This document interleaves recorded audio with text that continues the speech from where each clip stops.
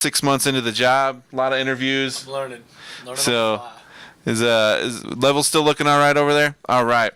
So, Coach, we'll just get it out of the way right away. Mary Hardin Baylor game, 14-14 at the half. Just briefly talk about that. Sure, yeah. When you play the number 3 team in the country, you got to play 4 quarters. And I thought we played the best half of football we played all year as a team in that first half. And it goes to show that, when we're clicking on all cylinders and we're competing at that level and executing at that level, we compete with anybody in the country. And I really believe that, and our guys believe that.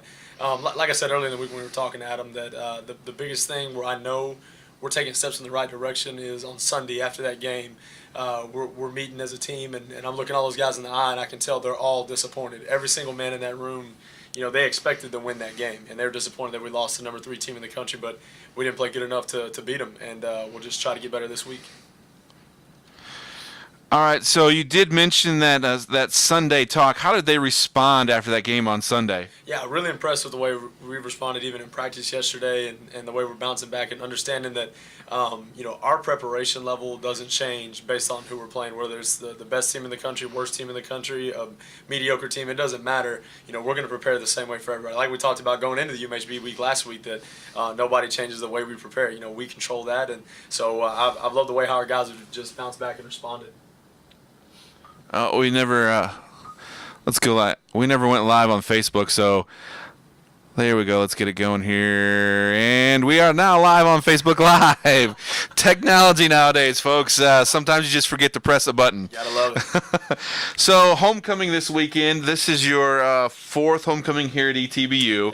Yeah. What do you like most about homecoming here? I love just the crowd interaction, the atmosphere on game day. I think it's awesome to see the alumni come back into town and people come back. And then when you get out to the game, the homecoming game is always electric. It doesn't matter who we're playing, doesn't matter what our record is. The crowd is always awesome. With us, being 5-1 this year so far, I would like to think the crowd would be, jam-packed and having a lot of fun. So I just love the atmosphere around campus. And homecoming week's fun. You got a lot of things going on, not only on game day, but just during the week. And it's really cool to see.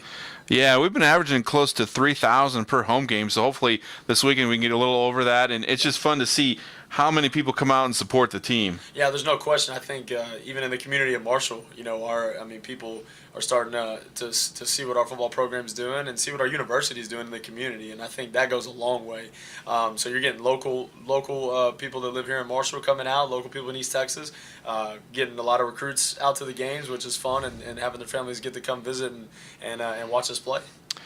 So with the loss, though, we thought we would drop out of the national ranking just because we've never really been in the national rankings. But they're showing us a little bit of respect. We dropped to 19th in D3 football and 22 in the AFCA. So what's that say about this year and what's going on with ETBU football? It says a lot. I think it shows a lot of respect. Those 2 polls that you mentioned right there, D3 and the AFCA, those are not, 2 polls that you just get thrown into. Those are 2 very meaningful polls to be ranked in, and definitely an honor, and shows a lot of respect for our program, what our kids have done so far this season, to not kick us out of that top 25 and still remain consistent in that top 25. And that's what we want to be. We want to be consistently ranked each week, and I think that's an honor. This weekend is homecoming, Howard Payne University. Statistics on them the last 3 times we played them, they've beat us 2 out of the last 3 times. No doubt. So what are they going to bring to Ornelas to try and knock us off? Yeah, well, they're gonna bring an offense. They like to run the ball downhill. They use a lot of tight ends, and they run it right down. I think the running backs are downhill vertical runners. I think the quarterback is he's just scrappy. He does a great job of pulling the zone read, and he can get vertical in a hurry. In addition to that, number 11, I believe his name is Derek Williams, is he's a burner, and we're going to be able to cover that kid vertically. Defensively, I think the best thing they do, their front 7, they mix it up and they get after you. You can't really tell which way they're coming from. I think they do a great job of disguising what they're doing, and they play really hard. Like I told you earlier in the week, if you just turned them on film and I'm just watching them and you didn't tell me their record, I would not know that they haven't won a game yet. I think they play effort-wise at a championship level every single time, every snap. And you watch them go against Mary Hardin Baylor on film. they didn't back down an inch. They're fighting every single snap. So our kids are going to have to prepare, and we're going to have our hands full. But our job, like I tell our guys, is to win the homecoming game. And, it's an ASC matchup, a very important one. So we're going to go out and compete our best to get a win on Saturday. This week, too, we're going to be put into the national spotlight again. Yesterday, we were in here, me and you, and we had a chance to talk to National Public Radio, NPR. Scotty and ETBU football will be featured on NPR this weekend on a segment. It'll be 8 to 10 minutes long. We talked to Martin out of Boston yesterday. Just talk a little bit about that interview and how cool it was to kind of reach to an area that ETBU's never been a part of. Right. It was unique. When you first told me it was, NPR, I thought that was, sports related or something like that. But it was really, I guess it's not really a sports, geared show. It's more of, I guess, a people interest thing or something like that. And I thought that was really awesome. Martin did a great job asking me questions and getting in depth, and thought that was really fun and really cool.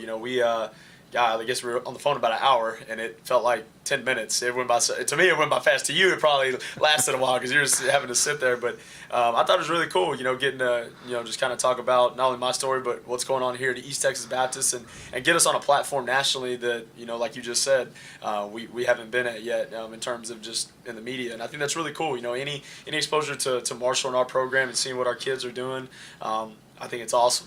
Yeah, I emailed Martin to see what their reach and listenership was, and he said 300 to 400,000 listeners in the United States. Wow. And then they have another 90,000 that subscribe to their podcast. That's awesome.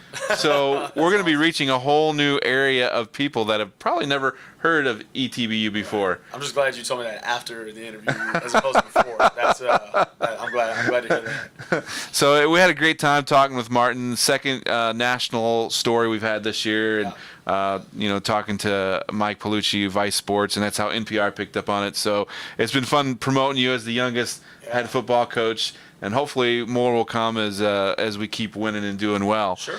So Cowboys fan, I'm assuming? Absolutely. So Packers fan, so not a great game. It's all right, man. But it's all right. We've had your number before. I guess it just goes around. But Zeke Elliott, what'd you think of his play? Man, he's phenomenal. I think we had two huge pickups with Dak and Zeke, and you got to, that offensive line is unbelievable as well. I mean, those guys do a great job. But golly, I think the Cowboys are rolling, and I know there's a lot of discussion about Romo or Prescott right now. There's a lot of that going on, and I always say just ride the hot hand. That's my take on it. Okay, we're trying to reconnect on Facebook Live here. Hopefully we'll get back up here. And we're also on Periscope, but we don't have any viewers right now, so hopefully that'll come up. Well, I got a phone call in the middle of it, so I'm not sure if that pushed us off. And when you get Dylan Bowman in here, I think the viewers will kick up a lot. So hopefully we can reconnect here. Are we doing is the MiFi on okay? All right. So Zeke Elliott, Dak Prescott, do you think they continue to do well this year?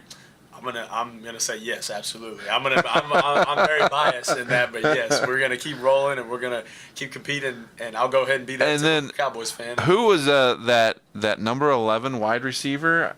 Yeah, Beasley. Yeah, he's got his route all over Twitter. Is he the one from Kansas State? SMU. Okay. Yeah, SMU. Yeah, he's a player. There's no doubt. He's fun to watch. So they've got some younger guys playing this year that are stepping it up. Absolutely. Super Bowl year?